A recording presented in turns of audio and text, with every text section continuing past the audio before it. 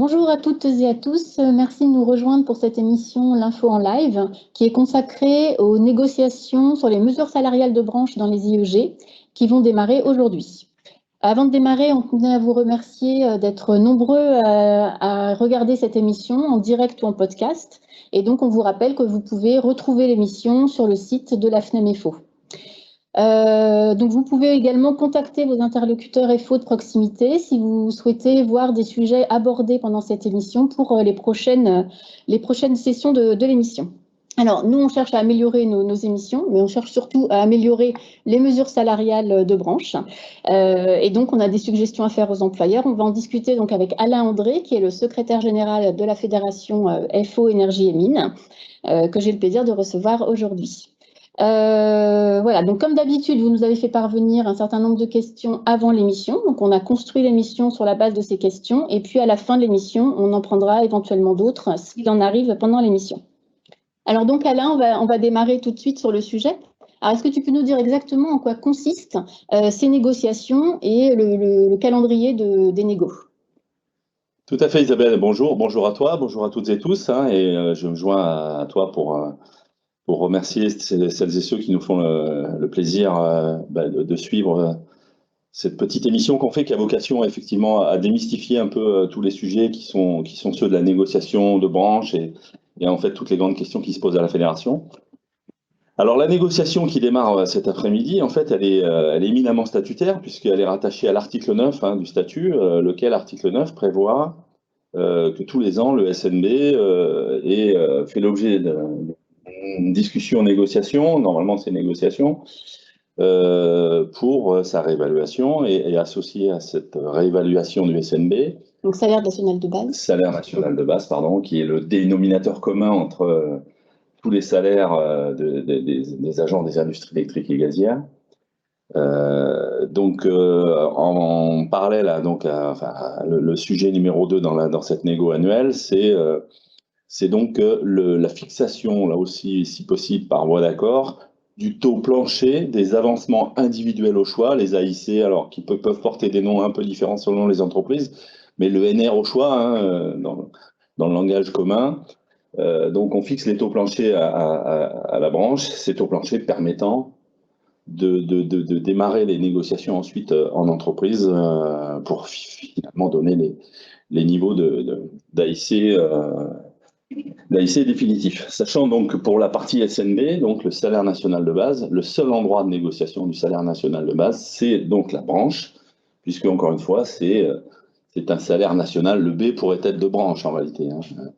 Aujourd'hui, il est à 505,71, sachant que tout le monde donc, dans son salaire est décomposé du salaire national de base multiplié par le coefficient rattaché au NR, multiplié par le coefficient échelon d'ancienneté, multiplié par le coefficient majoration résidentielle. Voilà, donc c'est encore une fois, nous sommes une branche assez particulière puisque il y a très peu de branches où lorsqu'on négocie les salaires, on négocie donc une augmentation salariale pour l'ensemble des agents statutaires. Merci beaucoup. Donc, ça me permet de mieux comprendre ce qui se passe au niveau de la branche, qui n'est pas toujours évidente à comprendre. Et ensuite, donc, si selon les résultats de ces négociations, est-ce que les entreprises, comment ça se passe au niveau des entreprises? Est-ce qu'elles sont obligées de faire ce qui est dit, ce qui a été décidé au niveau de la branche? Est-ce qu'elles peuvent faire plus, moins? Est-ce qu'elles peuvent faire autrement? Comment ça se passe au niveau des entreprises? Alors les entreprises, il y a deux cas de figure. Il y a le cas de figure d'un accord. Lorsqu'il y a un accord, donc l'accord s'applique à toutes les entreprises. Donc encore une fois, cet accord il fixe le salaire national de base. Donc là, il rentre un chiffre dans les logiciels de paye et puis ça s'applique. Et donc il fixe un taux plancher, c'est-à-dire minimum d'attribution de NR dans les entreprises.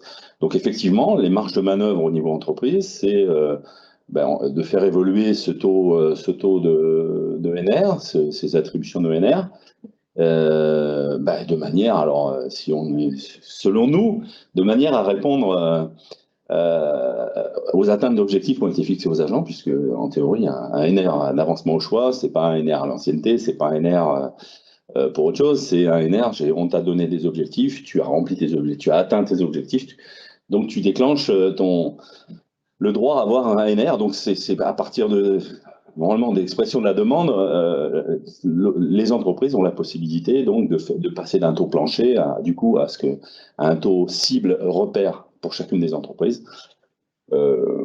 Alors, deux cas de figure, lorsque donc c'est un accord qui a été signé à la branche, ça s'impose.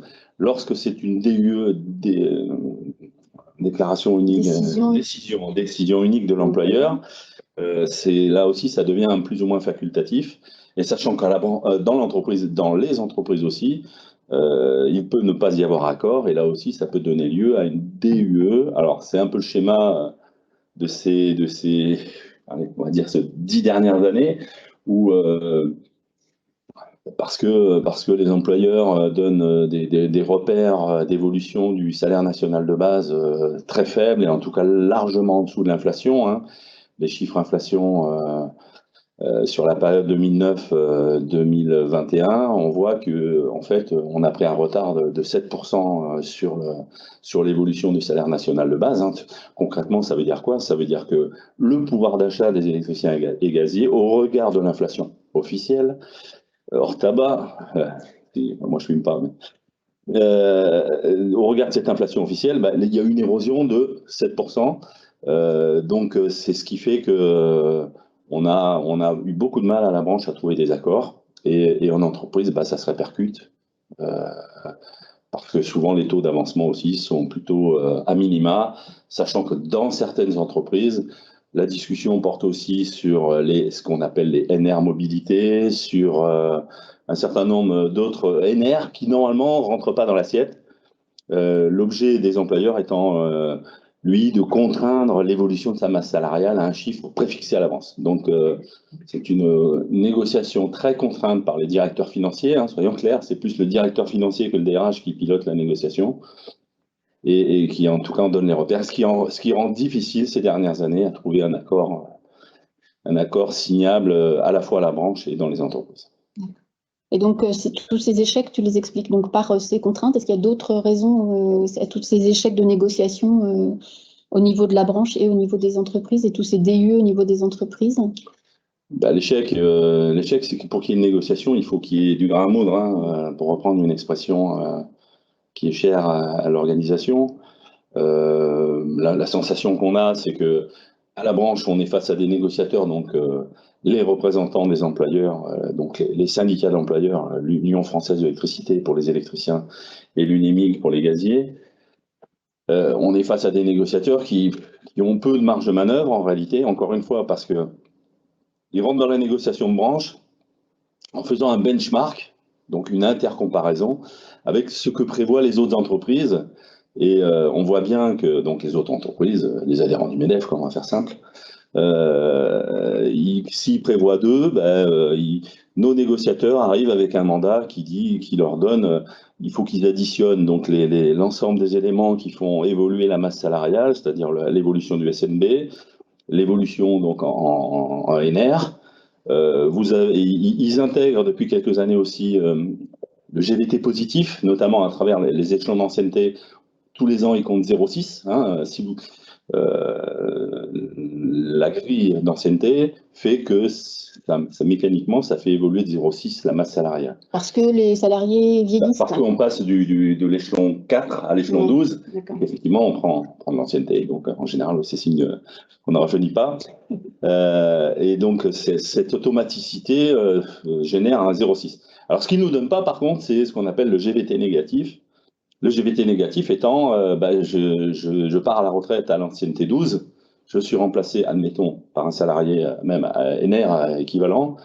Entre le 12 et le 4, il y a près de 20%. Ces 20%, c'est 20% de masse salariale en moins qui ne sont pas décomptés nulle part. On ne les voit pas, en fait. Ceux-là, ils ne veulent pas nous les afficher. Ils disent que c'est trop compliqué à mettre en œuvre à la branche. Ce qu'on appelle l'effet Noura ou quelque chose comme ça? C'est ça, c'est l'effet Noria. Et c'est le GVT négatif, en fait, c'est je remplace un salarié expérimenté avec de l'ancienneté par un plus jeune sans ancienneté, ça coûte moins cher. Et donc, c'est un effet négatif sur la masse salariale, ça fait baisser la masse salariale. Ce chiffre-là, on ne nous le donne jamais. Voilà. Donc, au niveau entreprise, eh bien là, donc on est dans les mêmes contraintes. Alors là, on parle plus de SNB en entreprise, mais on parle que des avancements au choix, sachant que là aussi, clairement, hein, nos interlocuteurs nous disent si je donne un NR à tout le monde, donc ça fait une évolution de la masse salariale de 2,5%, hein, parce que le NR c'est à peu près 2,5%, je suis obligé de provisionner dans mes comptes à 25 ans. C'est les règles comptables, c'est comme ça. Et alors que si je vous donne une prime, bah, cette prime, puisque je la décide, c'est mon directeur financier qui dit si on peut déclencher, si les critères sont bons ou pas. Donc on voit qu'il y a cette prime, on ne les provisionne pas sur 25 ans. Donc on voit que cette volonté d'individualiser le salaire à travers des primes qu'on connaît tous, PVA, RPCC, RPM, enfin, tous les petits noms que chacun peut connaître, sont un peu différents selon les entreprises, qui sont pas tous les mêmes. Hein. L'exécution, par exemple, n'a pas forcément dans toutes les entreprises les mêmes primes.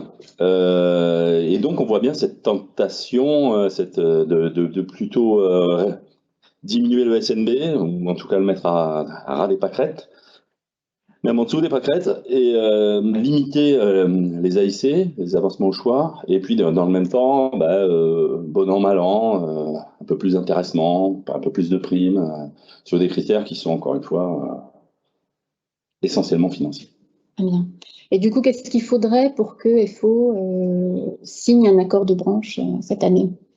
Ce qu'il faudrait, nous, la posture dans laquelle on rentre dans cette négociation, elle est connue de tous. Hein, on annonce une inflation à 2,6%, hein, c'est le chiffre. Quand on regarde, j'ai un joli tableau que j'ai pris ce matin sur l'INSEE, l'année prochaine, tout le monde prévoit que la courbe ne s'infléchisse pas, mais que l'inflation reste élevée. Alors au passage, on s'en régale, hein, parce que ça fait 20 ans qu'on était dans des logiques à inflation relativement basse, et on nous disait qu'il fallait surtout pas augmenter les salaires parce que c'était les salaires qui allaient faire augmenter l'inflation. Donc là, on voit bien que c'est pas les salaires qui ont augmenté, mais que l'inflation, il y a autre chose qui joue sur les mécanismes d'inflation.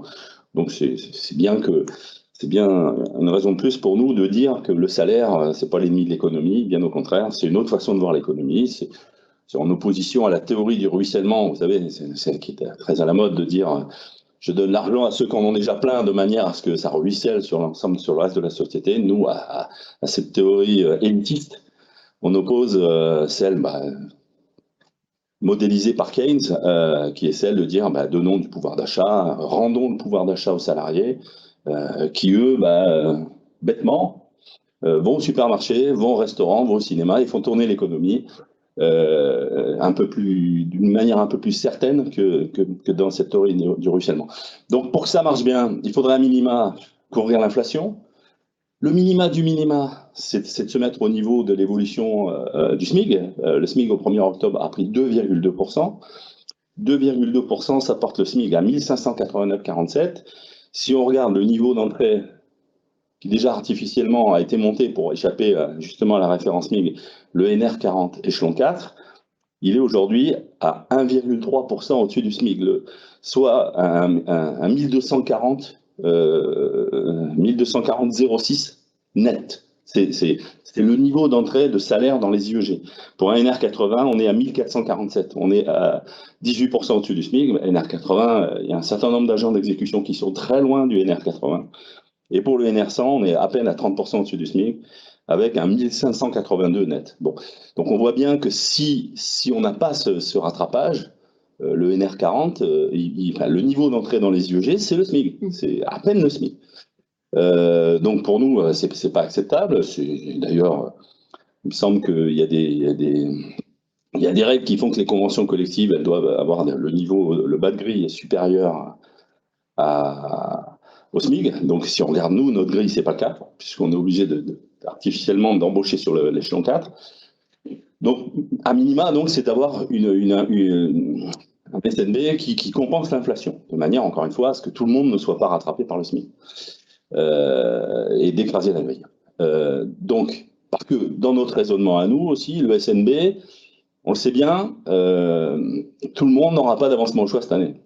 Le syndicalisme, c'est créer des conditions pour que ceux qui sont forts et une base de négociation par rapport à leur situation la plus haute possible, mais que cette base, elle permette aussi à ceux qui n'ont moins fort, qui sont quelquefois victimes de l'arbitraire ou qui sont mal jugés ou qui sont voilà qui ont des difficultés avec leur management. Ceux-là, on sait qu'ils n'auront rien. Si ceux qui n'ont rien ne sont pas couverts par l'augmentation de SNB, ben, ils voient leur pouvoir d'achat se dégrader.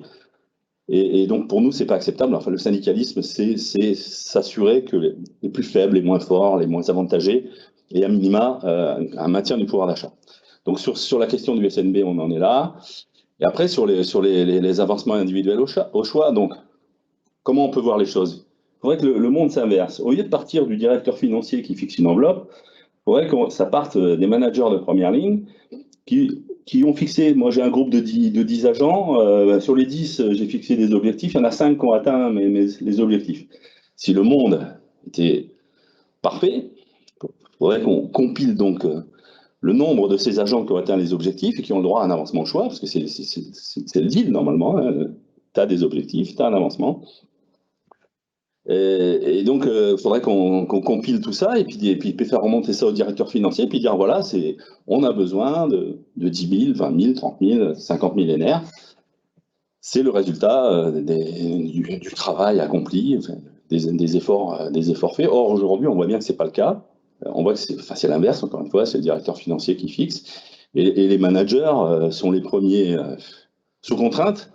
Parce qu'ils sont obligés de trouver une bonne raison. Ouais, il y a 3 ans, tu as eu un accident ou tu étais en retard 3 fois cette année, enfin, je ne sais trop quoi, pour dire bah, tu as atteint tes objectifs, mais tu n'auras rien à te donner. Donc c'est aussi dévoyer une partie du management, c'est dévoyer les entretiens individuels. Enfin, voilà, c'est vider un certain nombre de choses de leur sens et on voit bien qu'il y a un vrai souci là-dessus. Donc, nous, aujourd'hui, ce qu'on porte, c'est de dire. On pense que revenir sur une base où on a un NR, un niveau de rémunération, sur la base de ces résultats obtenus, donc en moyenne une fois tous les 2 ans, c'est pas une aberration. Surtout, bon, on voit bien, l'énergie, l'électricité et le gaz redeviennent au devant de la scène. On va devoir être efficace. Je pense au programme des EPR, il va falloir que tout le monde se rentre bien dans la dynamique. Pour les commerciaux, on voit bien aussi que le système fait que nos pseudo-concurrents, ils sont en train plus ou moins de rendre l'âme et que donc en fait les clients reviennent chez nous et donc il y a une dynamique aussi, y compris chez les commerciaux. Donc il y a besoin de mettre du beurre dans les épinards et donc 50%, hein, ça fait 50% d'AIC. Si on doit le mettre en chiffre d'évolution de la masse salariale, ça fait 1,2 et si on doit le mettre en nombre de NR, ça fait 70 000 NR, sachant qu'on est en gros 140 000 agents dans la branche. Voilà, c'est nos revendications. Bon, c'est un point de départ. Il y a peut-être un point, un focus, donc encore une fois, sur ce bas de grille où on voit bien que le SMIC est en train de passer par-dessus le bas de grille. Donc là, franchement, si on fait rien sur le SNB, il va y avoir c'est même illégal. Donc voilà nos attentes. Après, cet après-midi, on compte sur le rapport de force, parce que cet après-midi, on a demandé aux salariés de poser symboliquement, parce qu'on est dans la symbolique, hein, mais la symbolique est souvent autant regardée que si on était sur une semaine, de marquer leur intérêt à leur pouvoir d'achat, hein, sachant que voilà, la réunion se tient à 14 h. On attend les premières propositions des employeurs. C'est une négo qui généralement se finit début décembre, mi-décembre, pour ensuite donc permettre la négociation d'entreprise. Donc voilà, on attend les premières propositions. On espère qu'elles seront à la hauteur des besoins. Moi, je tiens à rappeler aussi que le premier employeur de la branche, c'est l'État, parce qu'il est actionnaire très très majoritaire dans le plus gros opérateur de la branche. Donc je pense que l'État doit aussi envoyer des signaux qui vont bien aux salariés. On a été flatté pendant la crise du Covid à tel point qu'on parlait même pas des agents d'air, c'était tellement naturel, ça marchait tout seul. Il n'y a jamais eu de défaut d'alimentation, Je ne sais plus si on est la première ou la deuxième ligne, hein, en fait. Mais enfin, vu par moi, les électriciens et gaziers sont la première ligne. Bah, cette première ligne, il faut aussi à un moment donné qu'elle ait un retour sur investissement. Donc l'État doit envoyer aussi un signal et lâcher des marges de manœuvre donc, à ceux qui le représentent, et donc aux négociateurs à la branche. Donc concrètement, hein, tu incites, la fédération incite à poser 1 heure de grève aujourd'hui pour accompagner en fait les négociateurs dans la négociation qui s'ouvre. Hein. C'est ça. Nous sommes très attachés au triptyque revendiquer, négocier, contracter, quand c'est possible. Reconquérir, c'est-à-dire conquérir, reconquérir. Le monde, il n'est pas né de l'amour. Le code du travail, enfin, toutes ces choses protectrices qu'on connaît, il n'y a personne qui s'est réveillé un matin en disant j'aime les gens, j'aime les citoyens, j'aime les salariés, et je vais faire un code du travail. C'est pas vrai, c'est pas comme ça. Le monde est fait. S'il n'y a pas de rapport de force, vous n'êtes pas en négociation, vous êtes en discussion. Donc, c'est un investissement on invite les salariés, enfin les électriciens et gaziers, à faire un investissement d'1 heure. Hein, c'est un investissement d'une heure de travail pour bien montrer effectivement que il y a une préoccupation, il y a un besoin, et puis il y a un sentiment d'injustice aussi par rapport à la manière dont on est traité sur ces questions-là depuis quelques années. Et justement, tu évoquais le fait que depuis plusieurs années, donc il y a des DUE, etc. Est-ce que le contexte de cette année est différent? Est-ce que tu penses que les revendications peuvent aboutir plus ou moins que les années précédentes? Sur le papier, oui, parce que quand on regarde bien, les gaziers sont plutôt économiquement en bonne santé parce qu'il y a eu des conditions climatiques favorables à la vente de gaz. Donc ça se passe plutôt pas mal pour les gaziers. Les électriciens, la crise, parce que je ne sais pas si on peut s'en satisfaire, mais la crise fait que la santé économique aussi des électriciens va bien aussi. Donc là aussi, les signaux dans un monde où économiquement on tient la route, ça nous paraît normal d'envoyer un signal reconnaissance et en tout cas à minima de pas encore engranger de la productivité sur un niveau de salaire inférieur à l'inflation. Voilà. Très bien, merci. Alors, on va prendre du coup des nouvelles questions qui sont arrivées aussi pendant l'émission. Alors, plusieurs questions sur l'absence d'unité syndicale sur le sujet. Alors, qu'est-ce que tu peux nous en dire? Moi, je sais pas de quelle unité syndicale on parle, parce que moi, quand j'observe ce qui se passe cet après-midi, les 4 fédérations représentatives à la branche appellent à faire à minima 1 heure de grève, il me semble, hein, ou alors j'ai mal lu. Donc après que chacun les fait séparément ou qu'on se soit réunis pour le faire, ça change pas le contenu. Hein, et tous les uns et les autres demandent un rapport de force. Donc pour l'instant, je pense que les uns et les autres, on est sur la même posture. On regarde quelle va être les positions des employeurs, les propositions des employeurs. Et puis, si vraiment, en tout cas pour nous, on s'interdit pas. Si on voit qu'il y a une forme de sous-proposition, pour pas dire un peu de provocation, on s'interdit pas à monter en gamme sur ce rapport de force. Et pourquoi pas à voir si avec les autres il y a un terrain d'entente, sachant que les politiques, des différentes politiques au sens noble du terme, hein, des différentes fédérations sur la question, on peut aussi ne pas être tout à fait en phase sur la solution. Voilà, sur l'énoncé du problème, on est à peu près en phase, mais certains sont plus, n'ont pas tout à fait les mêmes positions que nous. Donc pour l'instant, on n'en est pas là, mais on va y être rapidement, hein, parce que c'est cet après-midi. Et encore une fois, nous, on ne s'interdit pas. Demain, on a une instance, notre bureau fédéral, donc les élus nationaux représentant l'ensemble des entreprises, des directions seront réunis demain ici. On étudiera, enfin on va observer ce qui nous est proposé, on va observer et définir la meilleure stratégie à mettre en œuvre, et encore une fois, en poursuivant sur cette unité qui est présente. Hein. Moi, quand tout le monde appelle à la même chose, moi il me semble que c'est l'unité. Voilà. Merci. Alors, il y a plusieurs aussi questions qui posent sur le sujet Classif Rému. Donc, on a déjà parlé en fait dans un info en live le 21 septembre. Donc, je rappelle aux auditeurs qu'ils peuvent retrouver en podcast l'émission pour avoir une vision plus globale de cette négociation. Mais du coup, tu as évoqué aussi des sujets en lien avec pendant la discussion sur la négociation sur les rémunérations. Donc, ça fait un peu plus d'un mois maintenant du coup qu'on en a discuté. Est-ce qu'il y a des nouvelles en fait par rapport aux avancées sur cette négociation? Ce jour, la dernière CPPNI, donc la commission paritaire qui se réunit pour la branche des IEG, s'est tenue le 19 octobre. Le 19 octobre, les employeurs ont mis fin à la réunion en disant on reviendra vers vous avec des nouvelles propositions. À ce jour, nous n'avons pas de nouvelles propositions d'une manière officielle.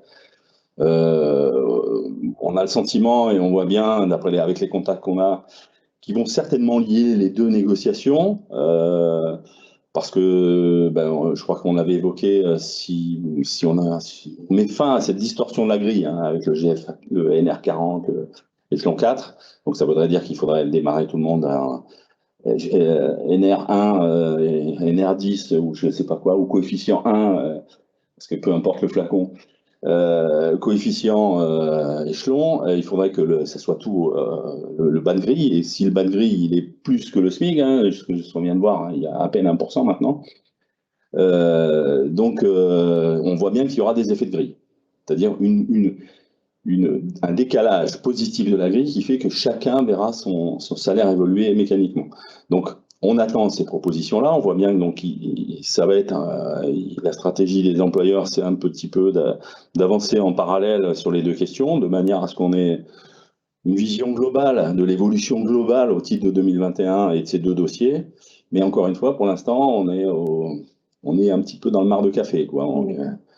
Il n'y a aucune certitude, mais on a bien compris qu'ils voulaient lier les deux. D'accord.